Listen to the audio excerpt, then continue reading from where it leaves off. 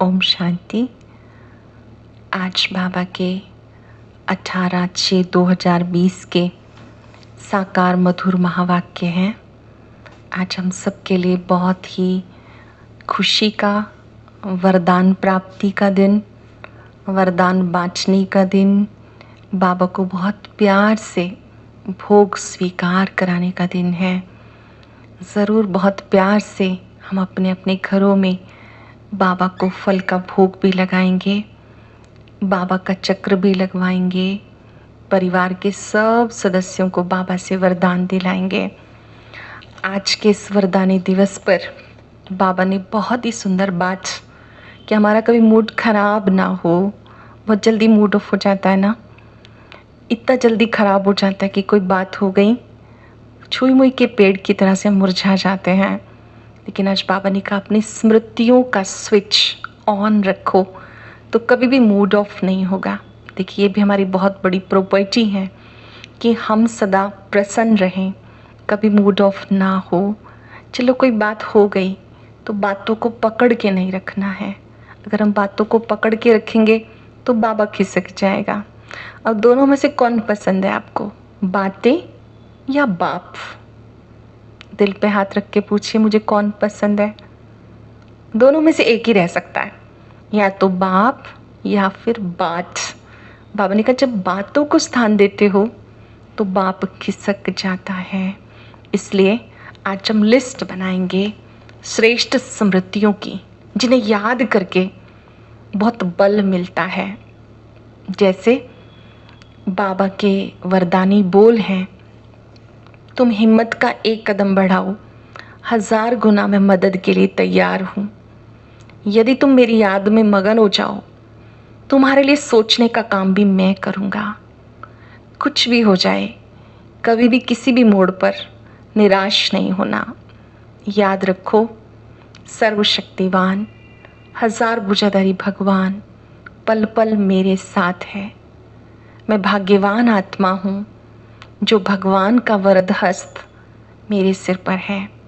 आज हम ये लेखन कार्य करेंगे कि बाबा ने हमें कौन कौन सी श्रेष्ठ स्मृतियाँ दिलाई हैं, क्या क्या याद दिलाया। आप भगवान के बगीचे के चुने हुए गुलाब हो, गॉड ने आपको सेलेक्ट किया है। बहुत अच्छी स्मृति है। मुझे घर बैठे बाबा मिला, घर बैठे लॉकडाउन जैसी स्थिति में भी बाबा ने हमें सेलेक्ट कर लिया, चाहे ऑनलाइन ही सही, बाबा को पहचान लिया। कितने बड़े भाग्य की बात है। इन श्रेष्ठ स्मृतियों की लिस्ट बनाएंगे और अनुभव करेंगे कि मैं बहुत बहुत खुश नसीब हूँ। बहुत अच्छे से गहराई से संकल्प करेंगे कि मैं बहुत खुश नसीब आत्मा हूँ। साथ साथ व्यर्थ की बातों को स्टॉप कर देंगे। आएगा ज़रूर व्यर्थ की बातों का बहाव, व्यर्थ की बातें बहुत सारी आएंगी, लेकिन हम सबको ये याद करना है कि मुझे अपने दिल में बाबा को बिठाना है। घर में कोई आए तो हम घर की सफाई करते हैं ना, तो दिल में बाबा को बिठाना है, तो दिल साफ होना चाहिए। सुनते हैं आज सतगुरु बाबा के हमारे लिए वरदानी बोल क्या हैं। मीठे बच्चे, बाबा तुम्हें नई दुनिया के लिए राजयोग सिखा रहे हैं। बाबा स्वयं योग सिखाने के लिए आए हैं, राजयोग सिखा रहे हैं। इसलिए इस पुरानी दुनिया का विनाश जरूर होना है। परिवर्तन तो होना ही है, डरना नहीं बल्कि तैयारी करनी है कि अब नई दुनिया आने वाली है। मनुष्यों में कौन सी एक अच्छी आदत पड़ी हुई है लेकिन उससे प्राप्ति नहीं होती है? ये क्वेश्चन है आज का, कि मनुष्यों में कौन सी एक अच्छी आदत पड़ी हुई है पहले से लेकिन उससे प्राप्ति नहीं होती है। कौन सी आदत है? बहुत सारी आदतें हैं ना हम सब में। एक आदत जो सब में है वो कौन सी? मनुष्यों में भगवान को याद करने की जैसे आदत पड़ी हुई है। जब कोई बात होती है तो कहते हैं हे भगवान, सामने शिवलिंग आ जाता है, लेकिन पहचान यथार्थ न होने के कारण प्राप्ति नहीं होती। फिर कह देते सुख दुख सब वही देता है। तुम बच्चे अब ऐसा नहीं कहेंगे, ध्यान से समझेंगे इस बात को कि मनुष्यों में भगवान को याद करने की आदत तो है, लेकिन वो बिना पहचान के याद करते हैं। जब वो कहते हैं हे भगवान तो सामने शिवलिंग आ जाता है। अब जिन्होंने पहचान लिया उनके सामने क्या आता है? ज्योति स्वरूप गुणों का सागर बाबा, सत्यम शिवम सुंदरम सर्वशक्तिवान बाबा, पॉइंट ऑफ लाइट, परम पिता परमात्मा का चित्र, उनका परिचय सब बुद्धि में आ जाता है। जब हम उन्हें पहचान जाते हैं तो याद करने से पाप नष्ट होते हैं। पहचान सहित याद करना है। वो जो है, जैसा है, उस स्वरूप से उसके गुणों को याद करने से पाप नष्ट होते हैं। बाबा ने कहा ऐसे तो मनुष्यों को आदत है, लेकिन बिना पहचान के याद करते हैं तो विक्रम विनाश नहीं होते। साथ साथ जब हमें पहचान नहीं होती तो हम कहते सुख दुख वही देता है जी, सुख भी उसने दिया, दुख भी उसने दिया। एक बात सोचिए, सुख भी वही दे रहा है, दुख भी वही दे रहा है, तो हम दुख में उसे याद क्यों करते हैं? जब दुख आता है तो क्या कहते हैं? हे परम पिता, कभी आत्मा ने सुख पाया है इसलिए सुख सागर को याद करते हैं। बाबा कहते हैं मैं ना तो किसी को सुख देता हूँ ना दुख देता हूँ, मैं केवल सुख का रास्ता बताता हूँ, आपको उस रास्ते पे चलना है। बाबा कभी किसी को दुख नहीं देते हैं, वो तो हम सबके पिता हैं। बाबा ने कहा मैं किसी को सुख दुख नहीं देता हूँ, तुम बच्चे इन बातों को अच्छी रीति जानते हो। ओम शांति। बाप जिसको रचता कहा जाता है, किसका रचता है वो? नई दुनिया का रचता। नई दुनिया मतलब स्वर्ग का रचयिता। नई दुनिया को कहा जाता स्वर्ग व सुखधाम। नाम कहते हैं लेकिन समझते नहीं। श्री कृष्ण के मंदिर को भी सुखधाम कहते हैं। अब वो तो है छोटा सा मंदिर, श्री कृष्ण तो विश्व का मालिक था, छोटे से मंदिर को भी सुखधाम कह देते, लेकिन श्री कृष्ण जी सतयुग के फर्स्ट प्रिंस हैं, जो बाद में श्री नारायण बनते हैं। वो विश्व के मालिक थे। विश्व के मालिक फिर उसको हद का मालिक बना देते। श्री कृष्ण के छोटे से मंदिर को सुखधाम कहते हैं। बुद्धि में ये पता नहीं कि ये तो विश्व का मालिक था, भारत में ही रहने वाला था, तुम्हें भी पहले नहीं पता था, बाप को तो सब कुछ पता है, ये सृष्टि के आदि मध्य अंत को सब जानते हैं। शिव बाबा तो सृष्टि के आदि मध्य अंत को समझाते हैं। अब तुम बच्चे जानते हो कि ब्रह्मा विष्णु शंकर कौन है। शिव तो है ऊंचे से ऊंचा भगवान। अच्छा, फिर प्रजापिता ब्रह्मा कहाँ से आया? त्रिमूर्ति के चित्र में ऊपर शिव बाबा, नीचे ब्रह्मा विष्णु शंकर। किसी को पता नहीं, शिव बाबा तो निराकार हैं, वो ब्रह्मा तन में कैसे आए, कैसे ज्ञान दिया? प्रजापिता ब्रह्मा जरूर यहाँ ही चाहिए जिससे ब्राह्मण बने। प्रजापिता माना ही मुख से अडॉप्ट करने वाला। तुम हो मुख वंशावली। अब तुम जानते हो कैसे ब्रह्मा को बाबा ने अपना बनाकर मुख वंशावली बनाया। ध्यान से समझेंगे। निराकार शिव बाबा ने पहले ब्रह्मा को अपना बनाया, ब्रह्मा के द्वारा हम सबको अपना बनाया, तो हम हैं ब्रह्मा मुख वंशावली ब्राह्मण, जिनमें प्रवेश किया। फिर कहा कि हमारा बच्चा भी है, ब्रह्मा बाबा शिव बाबा का बच्चा भी है, हमारी माँ भी है। तुम बच्चे जानते हो ब्रह्मा नाम से ही कैसे वो ब्रह्मा मुख कमल से हम सबको पैदा करते हैं, उनकी महिमा को कोई नहीं जानते हैं। ये बातें ऊंच से ऊंच हैं, समझने की हैं। सब आत्माओं का वो पिता है, बिंदु रूप है। सब आत्माओं का पिता कैसा है? बिंदु रूप है, ज्ञान सागर है, शांति का सागर है, पवित्रता का सागर है, सृष्टि के आदि मध्य अंत का ज्ञान देने वाले हैं। ये नॉलेज तुम्हें मिली है, पहले जरा भी ज्ञान नहीं था। मनुष्य सिर्फ कहते रहते हैं ब्रह्मा विष्णु शंकर, लेकिन जानते नहीं। अब तुम समझदार बने हो कि बाबा ज्ञान सागर है, वही हम सबको ज्ञान सुनाते हैं, पढ़ाते हैं। ये राजयोग है। बाबा कौन सी पढ़ाई पढ़ाते हैं? राजयोग की पढ़ाई। क्या होता है राजयोग? राजयोग का अर्थ ही है जिससे हम कर्मेंद्रियों के राजा बनते हैं। एक ऐसा योग जिससे आत्मा का मिलन परमात्मा से होता है।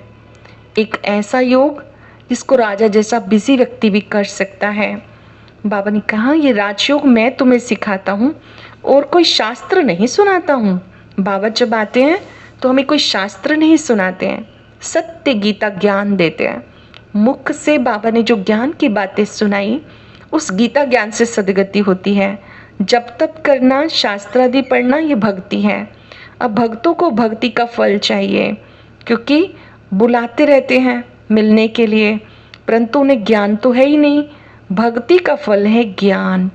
बाबा भक्ति का फल देते हैं ज्ञान, ज्ञान से मिलते हैं भगवान, भगवान करते हैं सदगति। जानते हो, बाबा ने हमें अपना परिचय खुद दिया।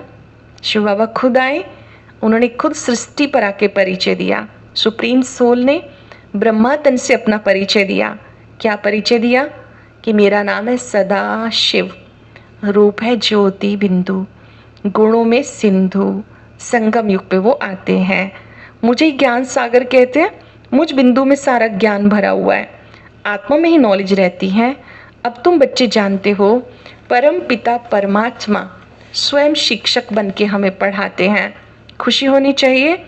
भगवान कहेंगे तो शिवलिंगी याद आएगा मनुष्यों को, वह भी यथार्थ रीति से नहीं। ये कि भी ऐसे आदत पड़ गई भगवान को याद करना है, वही सुख दुख देता है। अब तुम बच्चे ऐसा नहीं कहेंगे। जानते हो, बाबा तो सुखदाता है, बाबा तो दुख देता ही नहीं। वो तो हमें सुख का रास्ता बताते हैं। सतयुग में सुख धाम था, वहाँ दुख नहीं था। कलयुग में दुख है, यहाँ सुख का नाम नहीं। ऊंच ते ऊंच भगवान, वो सब आत्माओं का बाप है। ये किसी को पता नहीं कि वो आत्माओं का बाप भी है, टीचर भी है, सतगुरु भी है। बाबा बाप भी है, बाप बनकर के वो हमें प्यार देता है, टीचर बन के रोज पढ़ाता है, सतगुरु बन के परम धाम लेके जाता है। गाते हैं आत्मा परमात्मा अलग रहे बहुकाल। भक्ति में आत्मा को ही परमात्मा समझ लेते हैं। अब तुम जानते हो, वो हम आत्माओं का पिता है। इतनी छोटी सी बिंदी आत्मा, और उसमें 84 जन्मों का अविनाशी पार्ट है। बाबा कहते हैं, आज से 5 वर्ष पहले भी मैं तुम्हें समझदार बना के गया था, तुम्हें हेल्दी वेल्दी समझदार बनाया था। अब फिर तुम बेसमझ बन गए। बाबा कहते हैं, मैं तुम्हें ज्ञान दे के हेल्दी वेल्दी समझदार बना के गया था, फिर क्या हुआ? बेसमझ बन गए। फिर से समझदार बनना है। तुम बच्चे ब्राह्मण बने हो, ब्राह्मण ही ज्ञान सुनते और सुनाते हैं और दूसरों को भी समझाते हैं। भगवान आकर स्वर्ग की स्थापना करते हैं, राजयोग सिखाते हैं। बाबा खुद आते हैं, ज्ञान सुनाते हैं, सदगति देते हैं। तुम्हें खुशी में गदगद होना चाहिए कि बाबा खुद हमें पढ़ाते हैं, 21 जन्मों की बादशाही देते हैं। वो ज्ञान सागर है, सृष्टि के आदि मध्य अंत का ज्ञान देने वाले हैं। ऐसा बाबा हमारे लिए आया है तो खुशी में गुदगदी होती है ना। बाबा हमारे लिए आया है, परम धाम छोड़ के आया, रोज पढ़ाने के लिए आया, तो बाबा ने अंदर अंदर खुशी होती है ना, गुदगुदी होती है। बाबा तो कहते, बाबा हमने आपको अपना वारिस बनाया। बाप बच्चों पर वारी जाते हैं, बच्चे बाप पर वारी जाते हैं। ये भी बच्चे जानते हैं कि कैसे वारिस बनाना होता है, अपना सब कुछ एक्सचेंज करना होता। ये बुद्धि का काम है। हम कहते बाबा ये सब कुछ आपका है। बाबा कहते जो मेरे पास है वो आपका है। हमने बाबा को वारिस बनाया, बाबा ने हमें वारिस बनाया, तो हम क्या बन गए? ट्रस्टी बन गए।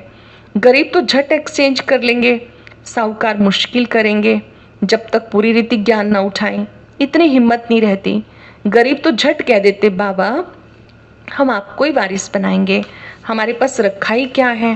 वो तो जल्दी से अपना सब कुछ समर्पित कर देते हैं। शरीर निर्वार्थ कार्य भी करना है, बस ट्रस्टी होकर रहना है। युक्तियां बताते बाबा सिर्फ देखते हैं कि कोई पाप का काम तो नहीं कर रहे, पैसे को किसी कार्य में वेस्ट तो नहीं करते हैं। चेक करते हैं बाबा कि जब इन्होंने अपना सब कुछ मुझे दे दिया, अब इस पैसे से हम कुछ गलत काम नहीं कर सकते, शराब नहीं खरीद कर सकते, पाप के काम में नहीं लगा सकते, व्यर्थ खर्च नहीं कर सकते, क्योंकि हमने बाबा को दे दिया। ध्यान से समझेंगे, हमने सब कुछ बाबा का समझा है, उसका मिस यूज़ नहीं करना। चाहे वो धन हो, चाहे वो साधन हो, हर चीज़ का सही प्रयोग करना है। श्रीमद् प्रमाण। मनुष्य को पाप आत्मा, पुण्य आत्मा, इन बातों का भी पता नहीं। किसे कहते हैं पुण्य आत्मा? जो याद में रहे वो पुण्य आत्मा है। मनुष्यों को पुण्य आत्मा बनाने में पैसा लगाते हैं। चेक करो हमारा पैसा अच्छे काम में लग रहा है कि जिससे मनुष्य देव आत्मा ही बन जाएं, पुण्य आत्मा बन जाएं। सर्विस भी कायदे सिर करते हैं, वो पूरी जांच करेंगे फिर राय देंगे। ये भी धंधे में ईश्वर अर्थ सब निकालते हैं ना, वो तो था इनडायरेक्ट, अब बाबा डायरेक्ट आए हैं। मनुष्य समझते हैं हम जो कुछ करते हैं उसका फल ईश्वर दूसरे जन्म में देते हैं। कोई गरीब दुखी है, समझेंगे कर्म ही ऐसा किया हुआ है, अच्छे कर्म किए हैं तो खुशी है। बाबा तुम बच्चों को कर्मों की गति पे समझाते हैं। कर्मों की गति क्या है? रावण राज्य में सब कर्म विकर्म बन जाते हैं, दिखावे से जो भी कर्म करेंगे वो विकर्म बन जाते हैं। सतयुग और त्रेता में रावण होता ही नहीं, वहाँ कोई कर्म विकर्म नहीं होता। यहाँ जो अच्छे कर्म करते हैं उसका अल्पकाल के लिए सुख मिलता है, फिर भी कोई ना कोई खिटपिट रोग आदि होते रहते हैं। बाबा कहते रावण राज्य है, अभी तुम राम राज्य के लिए तैयारी कर रहे हो, राम राज्य की स्थापना हो रही है। बाबा बच्चों को सारी नॉलेज सुनाते हैं, कितना ऊंच बनाते हैं। कहते हैं बाबा बलिहार जाऊं, कुर्बान जाऊं, हमको तो सिवाय एक बाप के किसी को भी याद नहीं करना, अंत तक पढ़ना है। इस ईश्वरीय पढ़ाई को लास्ट तक पढ़ना है, मतलब जब तक जीना है अच्छी तरह से पढ़ना है, क्योंकि बाबा खुद पढ़ाते हैं। सिवाय बाबा के और किसी को याद नहीं करना है। उन स्कूलों में कितने टीचर्स होते हैं, हर एक टीचर हर सब्जेक्ट का अलग होता है। यहाँ तो एक ही टीचर है, कितना लवली है, कितना लवली टीचर। बाबा कहते कितना अच्छा टीचर आपको मिला है। शिव बाबा कितना मीठा, कितना प्यारा है, कितने प्यार से पढ़ाते हैं।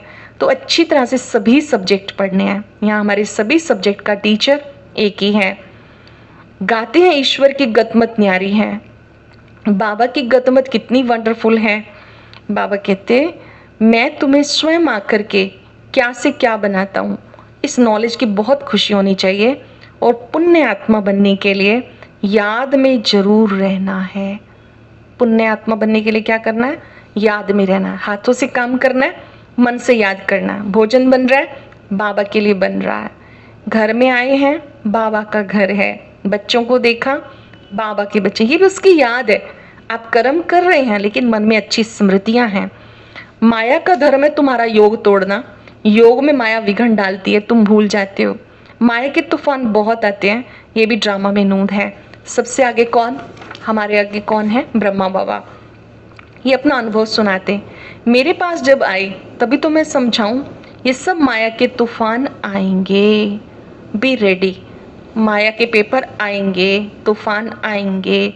बाबा के पास आते हैं, तुम्हारे पास भी आएंगे। ब्रह्मा बाबा के पास भी आते हैं तूफान, आपके पास भी आएंगे। माया का तूफान ही ना आए, योग लगा ही रहे तो कर्मातीत अवस्था हो जाए, फिर हम यहाँ रह नहीं सकेंगे। कर्मातीत फाइनल स्टेज है, हमारी संपूर्ण स्टेज है। कर्म किया, कर्म से अतीत हो गए, न्यारे हो गए। मैंने किया इस भान से परे हो गए, अच्छे बुरे के प्रभाव से परे हो गए। बाबा ने कहा कर्मातीत अवस्था हो जाए, अगर आप याद में रहें तो। अभी तो भूल जाते हैं, माया विघन रूप बन जाती है। कर्मातीत अवस्था हो जाएगी, फिर सब चले जाएंगे। शिव की बारात गाई हुई है ना, शिव की बारात में सभी शामिल थे। वो जाने का दृश्य भक्ति मार्ग में भी गाया हुआ है। शिव बाबा आए तब हम सब आत्माएं जाएं। शिव बाबा आते घर ले जाने के लिए। सतयुग में इतनी आत्माएं थोड़ी होती हैं, सतयुग में तो थोड़े से होते हैं। सतयुगी दुनिया की शुरुआत थोड़े से एक्टर एक्ट्रेस से होती है, धीरे धीरे बढ़ते जाते हैं। बाबा की बारात गाई हुई है क्योंकि घर जाना है, तो बाबा कहते विघ्नों से घबराओ मत।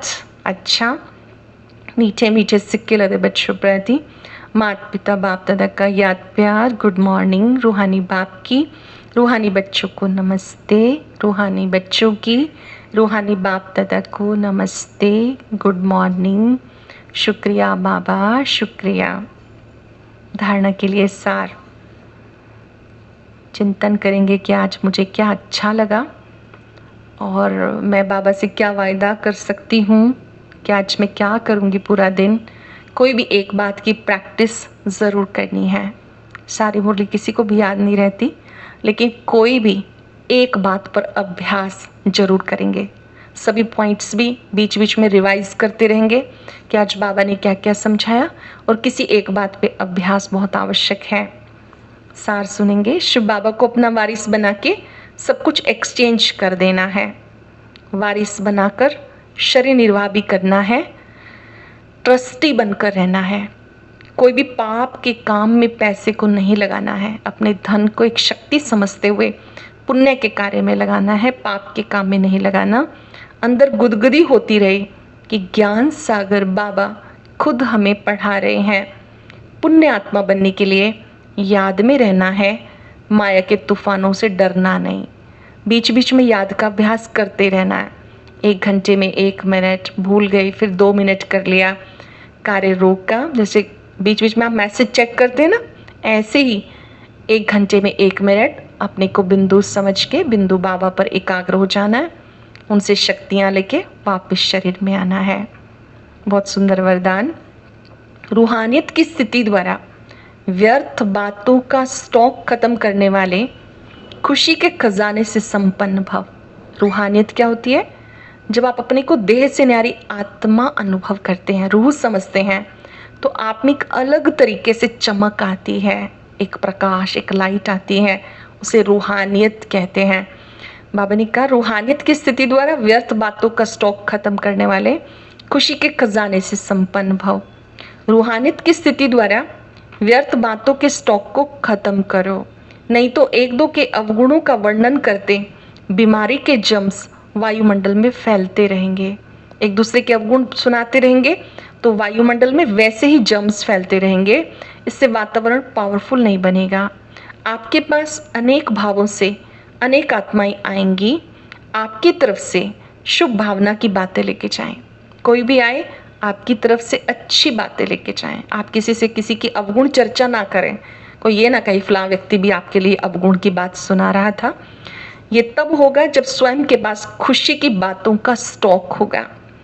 याद दिल में हो, किसी के प्रति कोई व्यर्थ बातें होंगी तो जहाँ बातें हैं वो बाप नहीं हो सकता। दिल में व्यर्थ बातें हैं तो बाप नहीं बैठ सकता। सरल शब्दों में बाबा को दिल में बिठाना है तो व्यर्थ की बातों को छोड़ देना है, किसी के अवगुणों की चर्चा छोड़ देनी है। ये हमारा सब्जेक्ट नहीं है। जैसे व्रत होता है ना, तो हम क्या कहते हैं, आज मेरा व्रत है, मुझे ये नहीं लेना। ऐसे कोई निंदा चुगली करे तो उसके साथ शामिल नहीं होना, मन में याद कर लेना मेरा आज व्रत है। बहुत सुंदर स्लोगन है। स्मृति का स्विच ऑन हो तो मूड ऑफ नहीं हो सकता। अच्छी स्मृति अपने मन में लाएंगे तो कभी भी मूड ऑफ नहीं होगा। आपका मूड सदा खुशनुमा रहे, उसके लिए कुछ स्मृतियाँ बार बार दोहराएंगे। जैसे मैं शिव बाबा का बच्चा हूँ, बाबा मेरे साथ है, मैं भाग्यवान आत्मा हूँ जो भगवान मुझसे प्यार करता है। अभी 2 मिनट के लिए एकाग्र हो जाएंगे। मैं खुश नसीब आत्मा हूँ। अपने मस्तक में खुशी का सितारा चमकता हुआ देखें। आजकल हम देख रहे हैं चारों तरफ डिप्रेशन का वायुमंडल बनता जा रहा है। बहुत कम एज के लोग भी इसका शिकार होते जा रहे हैं और तनावग्रस्त होकर फिर कुछ न कुछ गलत कदम उठा लेते हैं। तो आज तनाव से मुक्त खुशहाल जीवन जीने के लिए एक बहुत सुंदर क्लास अपलोड की गई है, वह ज़रूर सुनें और सभी को सुनाएं।